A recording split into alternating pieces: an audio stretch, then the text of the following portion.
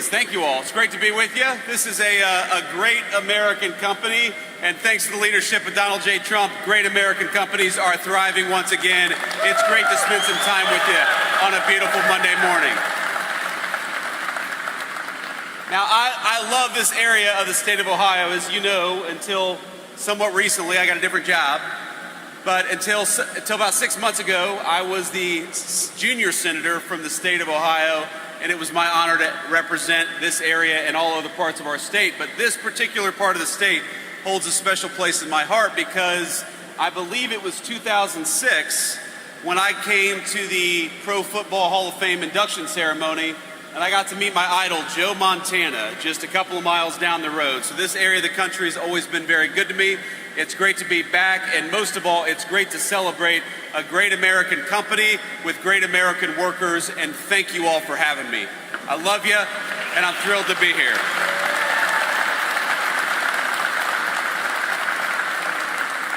Now, I'm going to get a little tour afterwards, but I want to talk about what we're doing in the Trump administration to try to make it easier for all of you to do what you do, which is build a great American product, build a great American industry. And I know that a lot of you know a story I'm going to tell. I want to back up a little bit and just walk you through what was so true for many of us growing up in areas like Akron, Middletown, all across what people call the Rust Belt, but I think the Rust Belt is coming back to life under the leadership of Donald J. Trump. And here's the story. You drive down the road, you drive past a beautiful factory, and you'd know someone who built a life in that factory. You know a grandfather, a father, a cousin, an uncle, somebody whose American dream was provided by the wages and the dignity built in that factory. And just as sure as you knew somebody who built a life in that factory, you remember the day that it was announced that that factory was going to close its doors. And it almost seemed like a week after that factory announced it was going to close its doors, another factory in Mexico or China or somewhere else in the world, that factory was going to open up. And we're all smart enough to realize exactly what was happening. Every time they closed a factory in our hometown, another factory opened up in a foreign country. And if you were anything like me, you'd ask, why the hell is this happening? Why is this happening to great American industry, to great American workers, where we are closing down in the United States and opening up in some foreign country? And the answer, my friends, is because we had a generation, and I hate to say it, it was in both parties, a generation of failed politicians who rewarded businesses for opening up factories overseas and penalized businesses for building right here in the United States of America. And under the leadership of Donald J. Trump, we have turned that stupid logic right on its head. We are going to reward companies for investing in the United States of America, and we're going to punish companies for building in China and Mexico.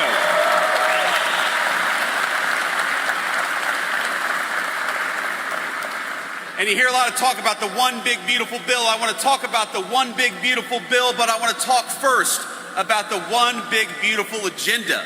Because it didn't start with a piece of legislation that was passed by Congress a couple of weeks ago. It started when Donald J. Trump took office and said, you know, if you want to build something in Mexico or China or some other foreign country and dump it into the United States of America, you are going to pay a big fat penalty. You're going to pay a tariff before you dump these products into our country. And you know what that did? That put the entire world on notice that America was back, and if you wanted to build and invest in America, you were going to be rewarded. But if you wanted to build and invest somewhere else, you were not going to be rewarded. And that put the entire world on notice, and it had to happen. Because for 40 years, while those great American factories closed their doors, we know what went right along with them. It was great American jobs, it was great American dignity, and it was great American wages. And we know that because we're making smarter decisions in Washington, D.C., we are going to reward all of you for the great work that you're doing, and we're going to reward American companies for investing in American workers, not foreign workers for a change.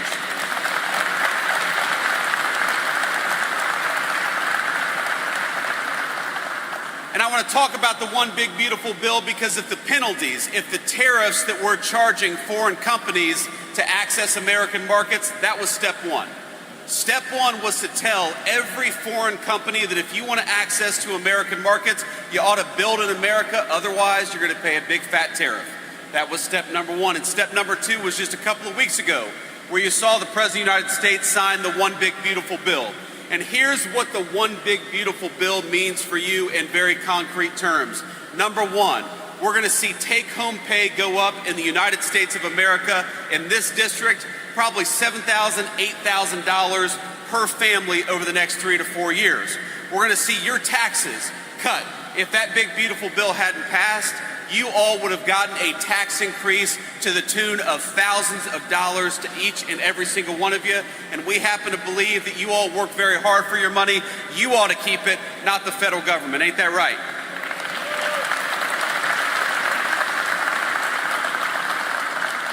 That One Big Beautiful Bill makes it easier to invest in American energy and American energy workers, because if you want to build and manufacture great American steel, we all know that it helps to have cheap, reliable American energy to build that steel with. So we're going to invest in American energy workers. We're going to drill, baby, drill. We're going to stop buying oil and gas from foreign countries, and we're going to buy it right here at home in Ohio and Pennsylvania.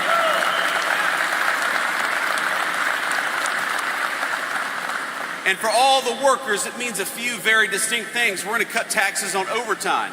You know what it means? 25% of Ohio workers work at least one overtime shift a year. Raise your hand if you've worked an overtime shift in the past year. That's a lot of you. And every single one of you, when you work an overtime shift, the federal government is not going to take a dime at that overtime pay, because if you're spending hard hours away from your family, the federal government ought to keep its hands the hell out of your pocket when you're doing it. And that's one thing the Big Beautiful Bill changed. You hear Mike talk about no taxes on tips. I know you guys are not tipped workers, but I know you rely on a lot of folks who are tipped workers. When you go to a restaurant and you have a single mom who's busting her ass, working 40, 50, 60 hours a week, I don't think that she ought to have to pay taxes on those tips that she gets for a hard day's work. So the One Big Beautiful Bill eliminated taxes on tips for our servers and for a lot of other folks as well. That's something that's going to benefit communities right here in northeastern Ohio. And the final thing I want to talk about is, if you are building a great American facility, if you're expanding a great American manufacturing facility, we are going to reward you in the tax code. This sounds crazy. I almost didn't believe it myself, but did you know that if you built a great American factory 10 years ago, you would actually get penalized compared to if you built that great factory in China or somewhere else? So why don't we change the tax code? And that's exactly what we did, to where if you build or expand a great American factory, the federal government is going to reward you instead of penalize you for a change. I think that's the biggest provision in the Big Beautiful Bill. Invest in American workers, invest in American companies, and your government is going to fight right alongside you to build those great American dreams. That's a very good thing.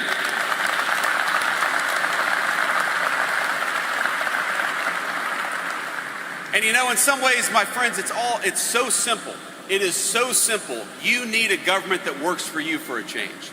You need a government that makes it easier for your employers and for yourselves to invest and build wealth right here in the United States of America. You need a government that makes your life easier and not harder, and that's what the Trump administration is committed to doing every single day. So I'm going to talk one more thing about the Big Beautiful Bill, because even though it doesn't touch on manufacturing, it doesn't touch on this beautiful steel mill that we're sitting in right now, it does matter to each and every one of you, and that is border security. How many of us know somebody who has lost a relative, a son or a daughter, a mom or a dad, to the fentanyl that the Mexican drug cartels bring into this country, to the poison that we allow foreign criminal organizations to bring into our country? And so the Big Beautiful Bill includes billions and billions of dollars to secure our border, to deport those criminal migrants, and to allow the United States to take control of its country once again and kick those drug cartels the hell out of the United States of America. That's a very important thing too.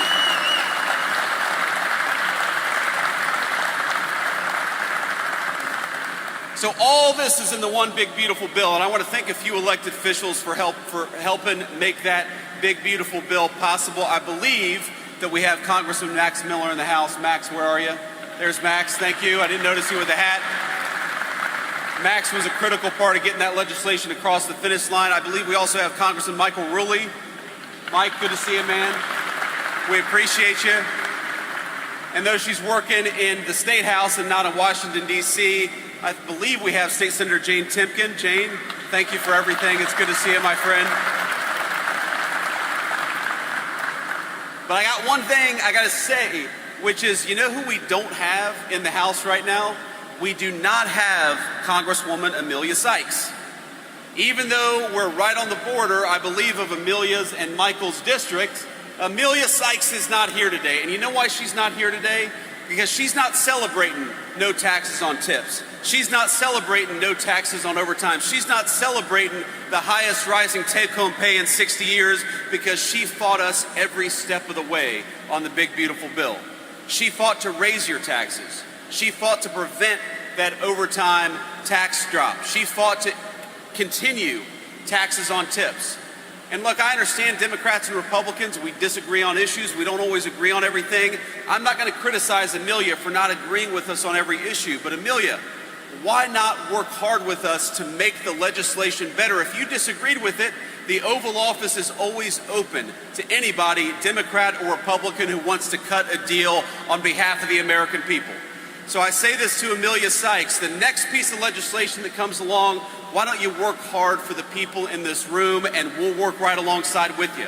Why don't we have a Democratic Party, my friends, that instead of trying to tear down Donald J. Trump, works with Donald J. Trump to build up this great American company and great American community. Let's have Democrats and Republicans doing their job for a change and not just a Democratic Congresswoman who would rather attack the President of the United States instead of build something great for this community in Northeastern Ohio. So Amelia, the door is always open, and next time we would love to have you celebrating the next great legislative accomplishment for Northeastern Ohio, but you've got to vote for it next time, and we'll work with you every step of the way if you're willing to make that happen. So, let me say one final thing, and then I'll take some questions from reporters. My grandfather, the man who raised me, was a steel mill worker.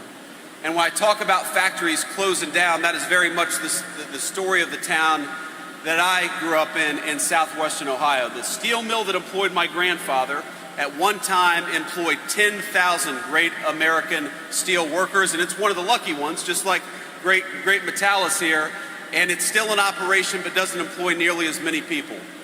I want the story of this country to be building great things.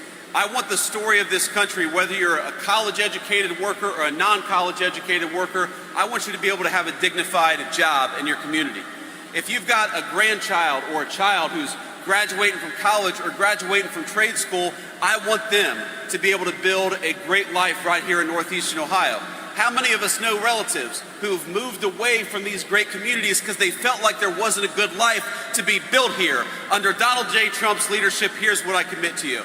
We're going to fight every single day to help you build the kind of life that you're proud of, to make sure you've got a dignified job and make sure that you're paid an honest day's wage for an honest day's work. It is time for you to have a government that works for you instead of against you for the next 3.5 years the Trump administration promises. That is exactly what we're going to do. Thank you. God bless you. Thank you for the work that you do, and thank you for having me here in Northeastern Ohio. God bless you all.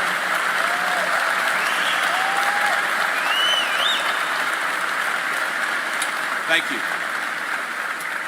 All right, we'll take a few questions from the reporters, and then I've got a tour to get to, so it's hard. I've got a bright light. I can't see you, but if you've got a question, just shout it out. Henry Gomez, NBC News. Hey, Henry. How's it going? Mr. Vice President, you've talked in the past about there needing to be baseline provisions for people in need when it comes to health care. How concerned are you that this act could rip holes in state budgets, including this one across the country, with regard to Medicaid funding? And secondly, if you'd allow me another question, how concerned is the administration about the starvation and malnutrition reports coming out of Gaza? Yeah. So Henry, on the first question, look, we are very confident that the way we structured the big, beautiful bill is that a lot of what people are saying, that you're going to somehow see reduced healthcare outcomes, I don't believe that's going to happen for a second. We actually are increasing funding to rural hospitals. We're increasing funding to needy people. What we're not doing is we're not allowing illegal immigrants to collect the American people's Medicaid benefits, because it's going to bankrupt that program, it's going to bankrupt rural hospitals, and it's going to make it impossible for people in need to get the health care that they need. If you want to protect Medicaid, and President Trump certainly wants to, then the best way to protect Medicaid is to ensure only the needy get access to Medicaid, not people who don't even have the legal right to be in our country to begin with. So I think it's interesting that you have Democrats who are saying we want to take health care away from people. The only people we want to take health care away from are illegal immigrants, because we don't want them in our country to begin with. We want them to go back to their country of origin. It's really that simple. And when you do that, you protect Medicaid for generations to come, which I know a lot of people, Henry, who depend on Medicaid. We want to make sure they've got access to Medicaid, but you need smart politicians in Washington who are fighting to protect that program, and that's what we did with the One Big Beautiful Bill. It's another reason why I'm so disappointed that Congresswoman Sykes wouldn't vote for it, wouldn't even work with us to work on some of those provisions, because she certainly would have found an open door to the White House. And the second question you asked, Henry, I think was about Gaza, about the starvation in Gaza. Look, the president said this today. He said it yesterday. He's been very consistent about this. We are very worried about the humanitarian problem in Gaza. We see a lot of starving children. We want to make sure they get food.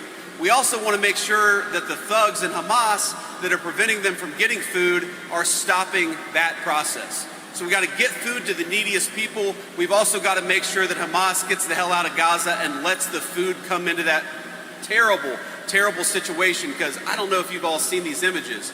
You've got some really, really heartbreaking cases. You've got little kids who are clearly starving to death. Israel's got to do more to let that aid in, and we've also got to wage war on Hamas so that those folks stop preventing food from coming into this territory. And Henry, it's an interesting thing, because you'll have people say, well, we got to let more food aid into Gaza, and we do. And I know that our Israeli friends feel like it's kind of unfair, because they're waging war against Hamas. They would, of course, love to have food come into Gaza to prevent this terrible starvation. And they say, well, you got to hold Hamas up to the same standard. Let's be honest. Hamas is a terrorist organization. If we ever count on Hamas to get food into Gaza, you're just going to have more starving kids. So it's up to the Israelis and up to the Gulf Arab states to take some initiative and help these starving kids. We've got to do it. It's a terrible situation, and it's got to stop. The president said as much just a couple of hours ago. Next question. Hi, Haley B. Miller, Cincinnati Enquirer. Have you seen footage in Cincinnati of a recent street fight, and what concerns do you have about that, given that that's your home city? You said a street fight in Cincinnati? I have not seen this. Sorry, give me a little more background, Haley. I'm not sure about this. There was a group of people who attacked a couple folks on the street in Cincinnati. Senator Bernie Moreno, some others have spoken out about it, have been critical of it. Okay, yes. So what I saw, and I haven't seen the full context, but what I saw is a mob of lawless thugs beating up on an innocent person, and it's disgusting. And I hope every single one of those people who engage in violence is prosecuted to the full extent of the law. And they will be. They will be, so long as law enforcement in the state of Ohio takes their job seriously. I know Dave Yost cares a lot about these things. But yeah, I actually, you're right. Bernie did send me a clip of this, and we talked a little bit about it. I don't know the full context. I don't know how the fight started. But the one part that I saw that was really gruesome is you had a grown man who sucker punched a middle-aged woman. And where I come from, at least, when you have a grown man who sucker punches a middle-aged woman, that person ought to go to jail for a very long time. And frankly, he's lucky there weren't some better people around, because they would have handled it themselves. But if they're not going to handle it, the cops in Cincinnati, the law enforcement, you've got to prosecute people. We've had way too much lawlessness on the streets of great American cities. How many of you all have wanted to go to downtown Akron or downtown Canton or downtown Columbus for a meal, but you're worried because the local authorities in these big cities have allowed lawlessness to run wild? We have got to make great American cities safe again for families and children. If you want to take your wife or your children out for a meal, you shouldn't be worried about street violence, and the only way to destroy that street violence is to take the thugs who engage in that violence and throw their asses in prison.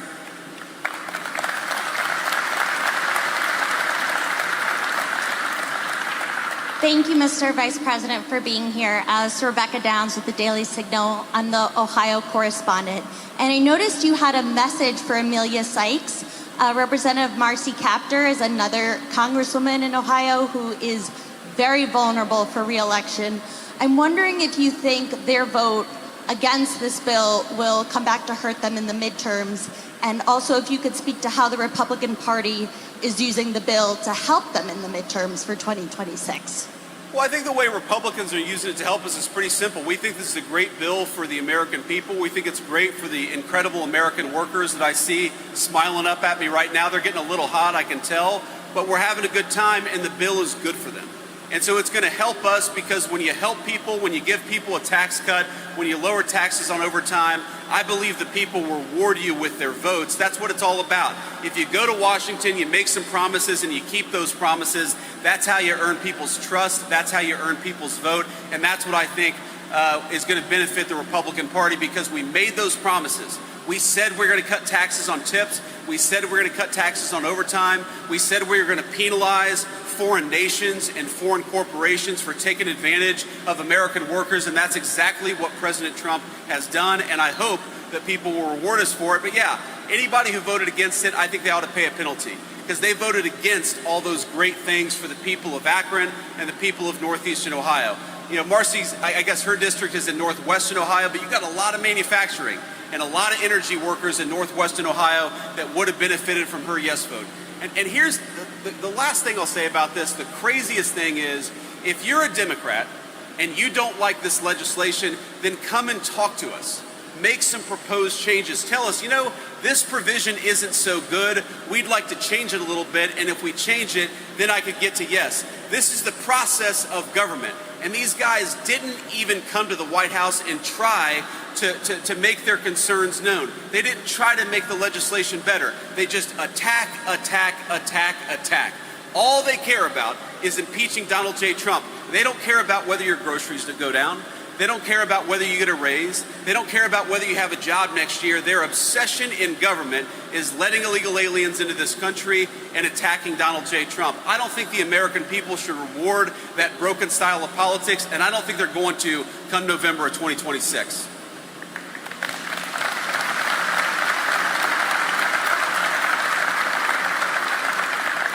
Hi, Mr. Vice President. Julie Carr-Smythe from the Associated Press. I guess I'm going to be that person. There are some protesters outside accusing the GOP of protecting pedophiles, and we're wondering what you think are the reasons the U.S. government should shield the client list of Epstein from the public, and what you have to say about any relevance to that here today. Well, let me say just a couple of things. First of all, the president has been very clear. We're not shielding anything. The president has directed the Attorney General to release all credible information, and frankly, to go and find additional credible information related to the Jeffrey Epstein case. He's been incredibly transparent about that stuff, but some of that stuff takes time. You've got to assemble that stuff. You've got to compile that stuff. You've got to redact some victims' names so that you protect the victims. But the president has been very clear. He wants full transparency. He's asked that from the Attorney General, and I know, because I talk to her all the time, the Attorney General is hard at work on that issue right now. But I think I got to make an observation that there's an interesting thing about this case that the American media seems to totally ignore. For 4 years, under Joe Biden's Department of Justice, the media didn't give a damn about the Epstein files or about the Epstein case. For literally 20 years, the story about this scumbag, and he is a scumbag pedophile, Jeffrey Epstein, he's dead now, but for 20 years, you had Obama and George W. Bush's Department of Justice go easy on this guy. They didn't fully investigate the case. They didn't show any curiosity about the case, and now Donald J. Trump is asking his Department of Justice to show full transparency, and somehow that's a criticism of Donald J. Trump and not Barack Obama and George W. Bush.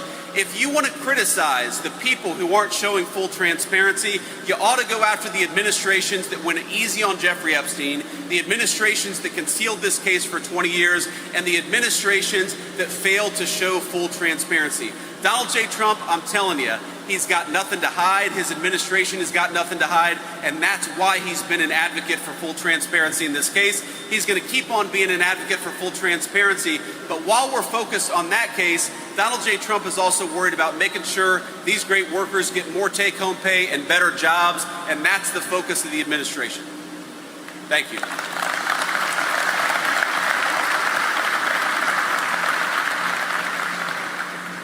Hi, I'm Morgan Trout with News 5 Cleveland.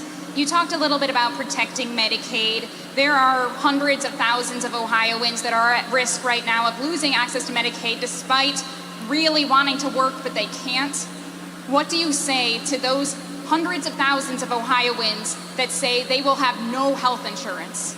Well, what I'd say to those Ohioans is, one, don't believe every false media report that you've heard, because our explicit goal in the Trump administration is to protect people's health care so long as they're working hard, playing by the rules. We don't want you to be unable to afford a doctor's visit, and that is what we have tried to accomplish in this legislation. Now, there have been a lot of lies out there. And if, for example, you're an able-bodied person and you're searching for work, you still got access to Medicaid. If you're a single mom and you need access to that health care to make sure your kids can go see a doctor, you're still going to have access to that Medicaid. Who's not going to have access to that Medicaid is people who are in the United States illegally and people who refuse to even look for a job. Now, I don't know about you all, but while all these folks here are working hard, paying their taxes, doing everything they can to bust their rear ends to give their kids a better life, I don't think that we should reward people who aren't even searching for a job. And I think that's a very simple principle, that so long as you're trying to get a job, so long as you're in this country legally, we're going to make it possible for you to afford a doctor. That is the principle that drives us, and that's the principle that you're going to see in the Trump administration's policy over the next 3.5 years. So what I'd say to people is, if you're looking for work, we're going to help you look for work. If you're looking for a job, we're going to try to make it so there are better jobs available to you. But so long as you're working hard or trying to find a job, you are not going to suffer because of this policy. That's our commitment to you, and that's what we're going to fight to make happen. Thank you. And we'll do one more question here. Just one more. Thank you, Mr. Vice President. I'm Jeff Gorman with Hudson, Ohio Today. You talked about the next major piece of legislation.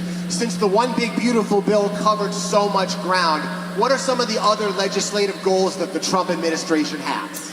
Well, there are a lot of things that we want to work on, Jeff, and I appreciate your question. Number one, housing costs are way too high in this country. If you look over the 4 years of the Biden administration to the moment that Donald J. Trump took office, you had housing costs go up almost 100%.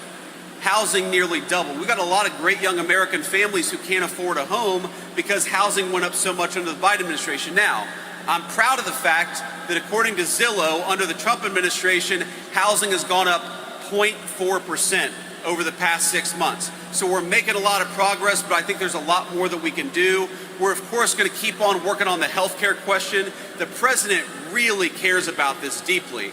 Why is it that European nations pay way less for prescription drugs than we do in the United States of America? They're basically free riders off the generosity of the Americans in this room. I think it's crazy that Americans pay so much for prescription drugs while a lot of our allies pay a huge discount. We're going to work on that issue too over the next 1.5 years. So there's a lot to do.